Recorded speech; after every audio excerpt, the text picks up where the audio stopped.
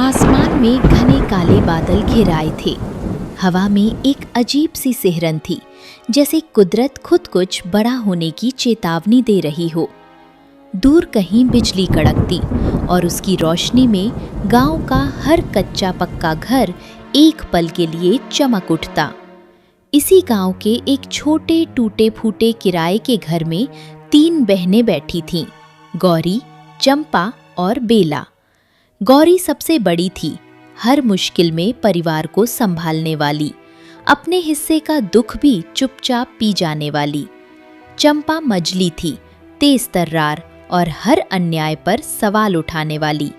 और बेला सबसे छोटी, भावुक जरूर थी, पर उसके अंदर एक अजीब सी हिम्मत भी छिपी थी, जो वक्त आने पर सामने आती। तीनों बहनें बचपन में ही अनाथ हो गई थीं। उन्हें ठीक से याद भी नहीं था कि उनके माता पिता कैसे गुजरे थे। बस इतना पता था कि नदी से जुड़ा कोई हादसा हुआ था।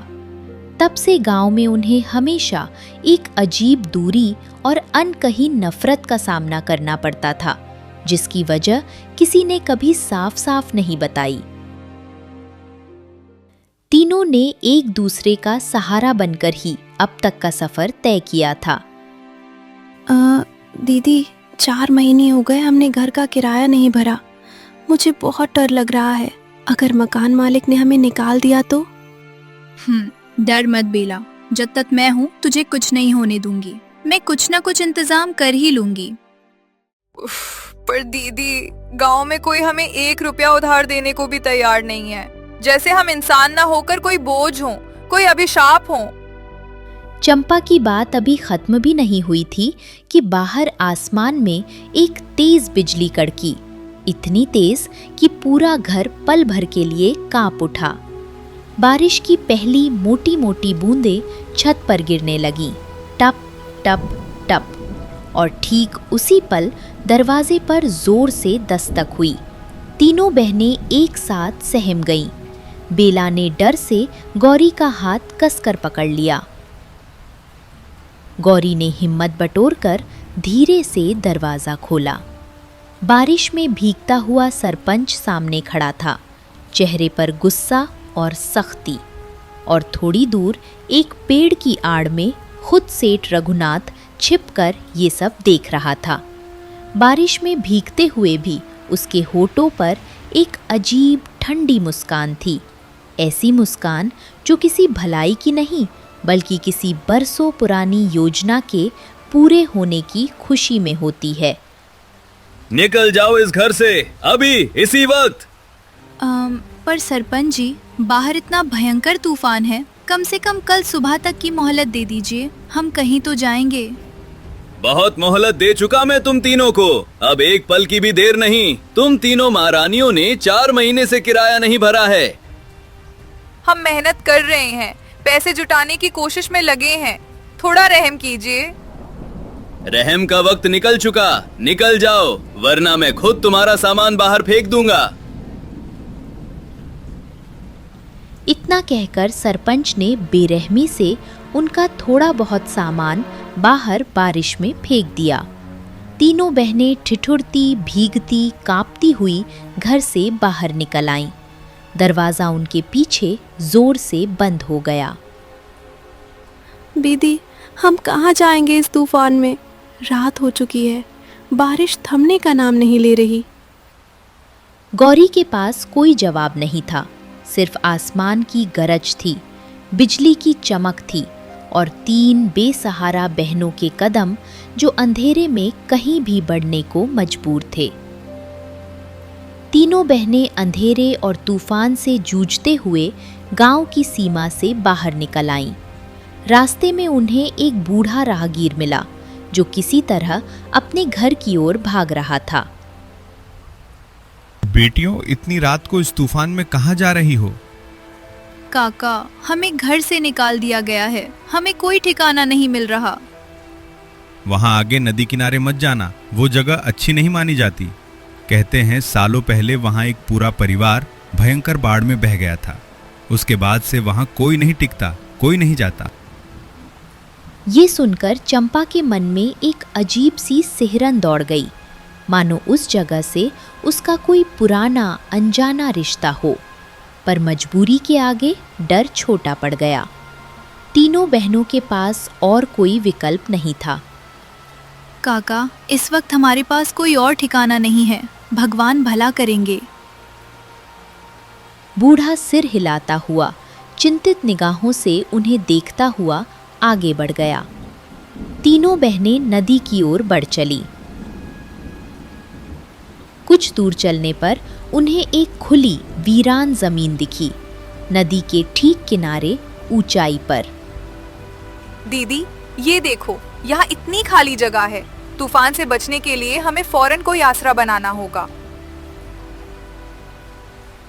बिना एक पल गवाए तीनों बहनों ने जंगल की लकड़ियों, पत्तों और नदी किनारे की गीली मिट्टी से एक छोटी सी झोपड़ी बनानी शुरू कर दी।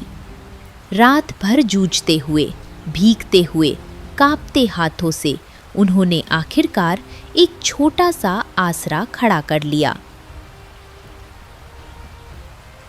मिट्टी खोदते वक्त अचानक चंपा का हाथ किसी सख्त चीज से टकराया। उसने ध्यान से खोदकर निकाला। ये एक पुरानी आधी सड़ी हुई लकड़ी का टुकड़ा था, जिस पर एक अजीब सी नक्काशी बनी थी, एक नाव जैसी आकृति और उसके नीचे कुछ धुंधले मिटे हुए निशान। दीदी, ये देखो, ये क्या है? पता नहीं चंपा, पर लगता है बहुत पुरानी चीज है, किसी की बनाई हुई, किसी मकसद से। संभाल कर रख लो इसे। दीदी, मुझे तो ये जगह अजीब लग रही है, जैसे यहाँ कोई राज छिपा हो। चिंता मत कर बेला, जो भी होगा हम तीनों मिलकर सामना करेंगी। किसी को उस वक्त जरा भी अंदाजा नहीं था कि ये छोटा सा लकड़ी का टुकड़ा आगे चलकर उनकी पूरी जिंदगी की दिशा बदल देगा। रात गहरी हो चुकी थी। बारिश थोड़ी थमी तो तीनों बहनें अपनी नई नई बनी झोपड़ी में एक दूसरे से सट कर बैठ गईं। बेला की आंखों में नींद नहीं थी। दीदी, आपको याद है हमारे माँ बाप कैसे थे? मुझे तो कुछ भी याद नहीं, मैं बहुत छोटी थी। मुझे भी बस इतना याद है कि पिताजी की आवाज बहुत गहरी थी और वो हमेशा नदी की बात करते थे। शायद उनका कोई काम नदी से जुड़ा था। चाहे जो भी हुआ हो, मुझे यकीन है हमारे माता पिता अच्छे इंसान थे। एक दिन सच जरूर सामने आएगा, तब तक हमें एक दूसरे का साथ नहीं छोड़ना। तीनों बहनें एक दूसरे से लिपटकर उसी अधूरी झोपड़ी की छत के नीचे आखिरकार नींद के आगोश में चली गईं।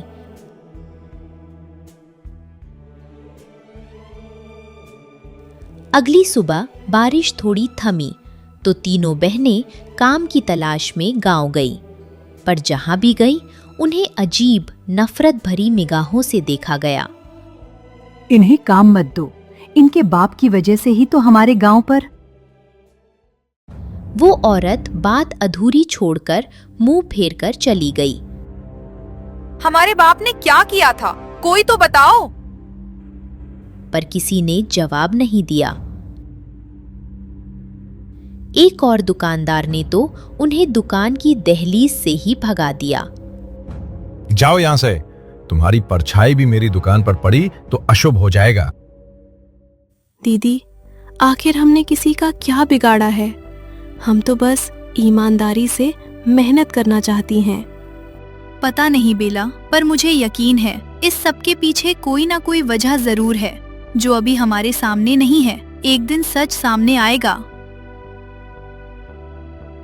निराश, दुखी तीनों बहनें वापस लौट रही थीं कि तभी सेठ रघुनाथ का रास्ता कटा। उसने बड़ी नरमी से मीठी आवाज में पूछा, अरे अरे, इतनी परेशान क्यों हो बेटियों? मैंने सुना तुम तीनों को घर से निकाल दिया गया। बहुत बुरा हुआ। आओ मेरे यहाँ काम कर लो, अच्छी पगार दूंगा। बहनों को थोड़ी राहत मिली, पर बात करते करते सेठ की निगाहें बार बार चंपा के हाथ में छिपे उस लकड़ी के टुकड़े पर टिक जाती जिसे वो अभी भी अपने साथ रखे हुए थी। ये क्या है तुम्हारे हाथ में? कुछ नहीं सेठ जी, बस एक पुरानी लकड़ी है, कल रात जमीन खोदते वक्त मिली। एक पल के लिए सेठ के चेहरे का रंग बदला, आंखों में कुछ चमका, डर या शायद पहचान। फिर फौरन उसके चेहरे पर वही पुरानी मीठी मुस्कान लौट आई। अच्छा, खैर कोई बात नहीं, कल से काम पर आ जाना, ठीक है?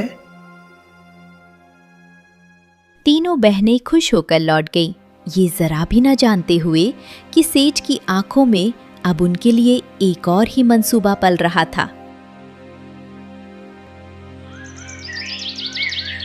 दिन बीतने लगे, बहनें रोज मेहनत करती, सेठ के यहाँ काम करती, थोड़ी थोड़ी आमदनी होने लगी, पर बारिश लगातार बढ़ती जा रही थी।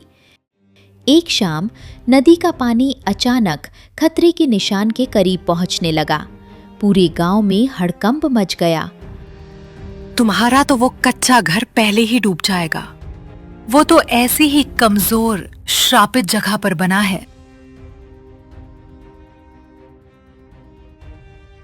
पर अजीब बात ये थी कि जब पानी और ऊपर बढ़ा तब भी बहनों की झोपड़ी की नींव रत्ती भर नहीं हिली, मानो किसी ने बरसों पहले ही इस जमीन को खास तौर पर ऊंचा और मजबूत बना दिया हो।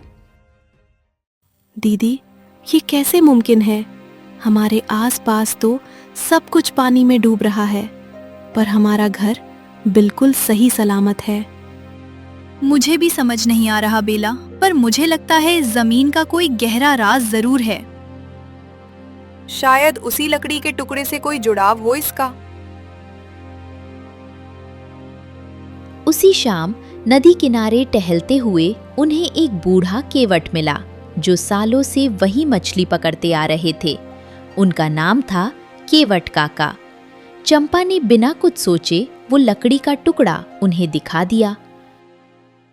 काका का चेहरा एक पल में सफेद पड़ गया, उनके हाथ कांपने लगे, आंखों में आंसू छलक आए। ये तो भगवान, इतने सालों बाद। काका कुछ और कहने ही वाले थे कि तभी झाड़ियों के पीछे से सेठ का आदमी अचानक निकल आया, उन्हें घूरते हुए। क्या बात हो रही है यहाँ काका? केवट काका अचानक चुप हो गए, उनकी आंखों में डर साफ झलक रहा था। उन्होंने घबराकर आंखें झुका ली। कुछ नहीं बेटियों, मुझे जाना है, देर हो रही है। इतना कहकर वो तेजी से वहां से चले गए। तीनों बहनें एक दूसरे को देखती रह गईं, दिल में सैकड़ों सवाल लिए। कुछ तो था जो कोई उन्हें बताने से बहुत डर रहा था। उस रात गहरी बारिश के बीच सेठ रघुनाथ खुद चुपके से बहनों की झोपड़ी पर पहुंचा। इस बार उसके चेहरे पर कोई नकली दया या मुस्कान नहीं थी, सिर्फ लालच और गुस्सा। देखो लड़कियों, ये जमीन मुझे बेच दो, मैं तुम्हें मुंह मांगे दाम दूंगा। इतना पैसा कि तुम तीनों की पूरी जिंदगी संवर जाए। ये जमीन बिकाऊ नहीं है सेठ जी, ये अब हमारा घर है, हमारी मेहनत से बना घर। तुम नहीं जानती तुम किससे उलझ रही हो। ये जमीन तुम्हारे किसी काम की नहीं है, बेच दो वरना पछताओगी। धमकी दे रहे हैं आप हमें? हमने आपका क्या बिगाड़ा है जो आप इतने बेचैन हैं इस जमीन के लिए? जो समझना हो समझ लो। अगर ये जमीन नहीं मिली तो तुम तीनों को इस गांव में जीना मुश्किल कर दूंगा। इतना कहकर सेठ अंधेरे और बारिश में गायब हो गया। तीनों बहनों को अब यकीन हो गया था कि सेठ की भलमनसाहत सिर्फ एक नकाब थी, जिसके पीछे कुछ बहुत बड़ा राज छिपा था। दीदी, मुझे बहुत डर लग रहा है। ये आदमी इतना बेचैन क्यों है इस जमीन के लिए? डर मत बेला, हम सच का सामना करेंगी, चाहे जो हो जाए। अगली रात बारिश ने भयंकर विकराल रूप ले लिया। बिजली लगातार कड़कने लगी। हवा इतनी तेज थी कि पेड़ जड़ से उखड़ने लगे। आसमान मानो फट पड़ा हो। ऐसा लग रहा था जैसे बरसों का गुस्सा एक ही रात में बरस रहा हो। फिर ठीक आधी रात के आसपास नदी का बांध चरमराने लगा और फिर एक भयानक आवाज के साथ वो टूट गया। बांध टूट गया, सब भाग जाओ, पानी आ रहा है। पानी का सैलाब तेजी से पूरे गांव की तरफ बढ़ने लगा। घर एक एक करके डूबने लगे। हर तरफ चीख पुकार मच गई। लोग अपनी जान बचाने के लिए इधर उधर भागने लगे। इसी अफरा तफरी में सेठ रघुनाथ का बड़ा आलीशान घर भी पानी में घिरने लगा। वो खुद अपनी छत पर फंसा हुआ डर से कांपता मदद के लिए चीख रहा था। कोई है? कोई मुझे बचा लो, मैं डूब जाऊंगा। गौरी, चंपा और बेला की झोपड़ी अब भी उसी मजबूती से खड़ी थी, ऊंची जमीन पर, पानी की पहुंच से दूर। दीदी, हम यहाँ सुरक्षित बैठे नहीं रह सकते। इतने सारे लोग डूब रहे हैं, हमें कुछ करना होगा। पर कैसे बेला? हमारे पास तो कुछ भी नहीं है इस तूफान से लड़ने के लिए। वो नाव, झोपड़ी के पीछे रखी वो पुरानी नाव जो हमें उस लकड़ी के टुकड़े के पास मिली थी, हमने उसे ठीक करके रखा था। बिना एक पल गवाए तीनों बहनों ने मिलकर वो पुरानी नाव पानी में उतार दी। सबसे पहले उन्हें एक छत पर फंसा बकरी दिखा जो डर के मारे रो भी नहीं पा रहा था। बेला ने खुद पानी में उतरकर उसे नाव तक खींचा। डरो मत, अब तुम सुरक्षित हो। इसी तरह एक एक करके गौरी, चंपा और बेला ने बच्चों को, बूढ़ों को, डरी हुई औरतों को और जानवरों को बचाया। हर बार जब नाव किसी को बचाकर सुरक्षित जमीन पर लाती, गांव वालों की आंखों में हैरानी और कृतज्ञता का मिला जुला भाव होता। आखिर में जब सेठ रघुनाथ का घर पूरी तरह डूबने की कगार पर था, तीनों बहनों ने बिना एक पल सोचे अपनी नाव उसकी तरफ मोड़ दी। बिना ये सोचे कि इसी आदमी ने उन्हें धमकाया था, उन्हें बर्बाद करने की कोशिश की थी, उन्होंने उसे भी सुरक्षित बचा लिया।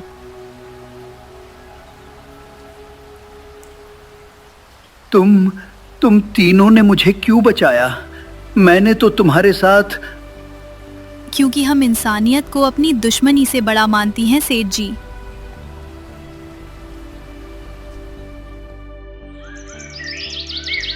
सुबह होते होते बारिश थम गई।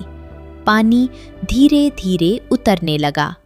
पूरा गांव अब तीनों बहनों के सामने नतमस्तक खड़ा था।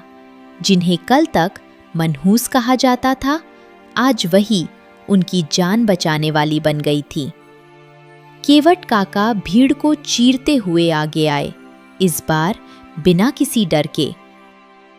अब और चुप नहीं रहूंगा। बेटियों, तुम्हें सच जानने का पूरा हक है और आज मैं वो सच बताकर ही रहूंगा। पूरा गांव सांस रोककर उनकी बात सुनने जमा हो गया। तुम्हारे पिता इसी नदी के माझी थे, ईमानदार, मेहनती, पूरे गांव के चहेते। सालों पहले सेठ रघुनाथ ने अपने फायदे के लिए नदी के तटबंध से गुपचुप छेड़छाड़ करवाई थी, ताकि नदी का रुख बदलकर उसकी बंजर जमीन उपजाऊ बन जाए। उस रात भयंकर बाढ़ आई। तुम्हारे पिता ने पूरे गांव को बचाने के लिए अकेले ही टूटते बांध को रोकने की कोशिश की और उसी संघर्ष में वो नदी में बह गए। और सेठ ने अपनी करतूत छिपाने के लिए झूठ फैला दिया कि तुम्हारे पिता की ही गलती से बाढ़ आई थी, ताकि कोई कभी उस तक न पहुंच सके और ये जमीन हमेशा वीरान श्रापित पड़ी रहे। ये सुनकर तीनों बहनों की आंखों से आंसू बह निकले, गुस्से के, बरसों पुराने दुख के और आखिरकार सच जान लेने के, सुकून के। इतने सालों से जो सवाल उनके मन में घुमड़ता रहता था, आज उसका जवाब मिल गया था। तो इसीलिए गांव वाले हमसे नफरत करते थे, एक झूठ की वजह से जो सेठ ने अपने फायदे के लिए फैलाया था। हमारे मासूम माता पिता को इतना बदनाम किया गया। दीदी, पिताजी ने तो पूरे गांव को बचाने के लिए अपनी जान दी थी। वो तो हीरो थे, गुनहगार नहीं। वो लकड़ी का टुकड़ा, वो नाव, ये सब। हाँ बेटी, वो तुम्हारे पिता की ही निशानी थी। उन्होंने ये जमीन खास तौर पर ऊंची और मजबूत बनाई थी अपने हाथों से, ताकि कभी उनका परिवार यहाँ लौटे तो हमेशा सुरक्षित रहे। वो जानते थे शायद एक दिन सच सामने आएगा। सेठ रघुनाथ, जो अब तक शर्म और डर से सिर झुकाए खड़ा था, गांव वालों के गुस्से भरे नजारों का सामना नहीं कर पाया। उसकी सारी करतूत अब सबके सामने थी। सेठ जी, अब बचने का कोई रास्ता नहीं। इतने सालों तक हमने अनजाने में आपका साथ दिया, इन मासूम बेटियों को कोसा। अब सच्चाई का साथ देने का वक्त है। सरपंच ने आखिरकार सच्चाई का साथ दिया और सेठ रघुनाथ को पुलिस के हवाले करवा दिया। गांव वाले शर्मिंदा होकर एक एक कर तीनों बहनों के पास आए, हाथ जोड़े, माफी मांगी। कोई बात नहीं, जो बीत गया उसे अब पीछे छोड़ते हैं। आगे हम सब मिलकर एक नई शुरुआत करेंगे। सरपंच ने आगे बढ़कर एक और बड़ा ऐलान किया। आज से इस गांव में तुम तीनों बहनों का उतना ही सम्मान होगा जितना किसी और परिवार का, और तुम्हारे पिता की याद में इसी नदी किनारे एक स्मारक बनवाया जाएगा, ताकि आने वाली पीढ़ियां कभी उनकी कुर्बानी ना भूलें। ये सुनकर तीनों बहनों की आंखों में फिर से आंसू आ गए, पर इस बार ये आंसू दुख के नहीं बल्कि गर्व और सुकून के थे। तीनों बहनों ने वो नदी किनारे वाला घर कभी नहीं छोड़ा। यही अब उनका असली घर बन चुका था, उनके पिता की निशानी, उनकी अपनी मेहनत और साहस का प्रतीक। हर मॉनसून में अब वही तीनों बहनें गांव को बाढ़ से बचाने में मदद करती, अपने पिता के अधूरे काम को आगे बढ़ाते हुए। सेठ की जगह से मिला हुआ न्याय अब पूरे गांव की साझी विरासत बन गया था। जो जमीन कभी श्रापित कहलाती थी, वही अब गांव की सबसे बड़ी ताकत और भरोसे की जगह बन चुकी थी। और जो तीन बहनें कभी दर दर की ठोकरें खाती थी, आज पूरा गांव उन्हें आदर और सम्मान की नजर से देखता था।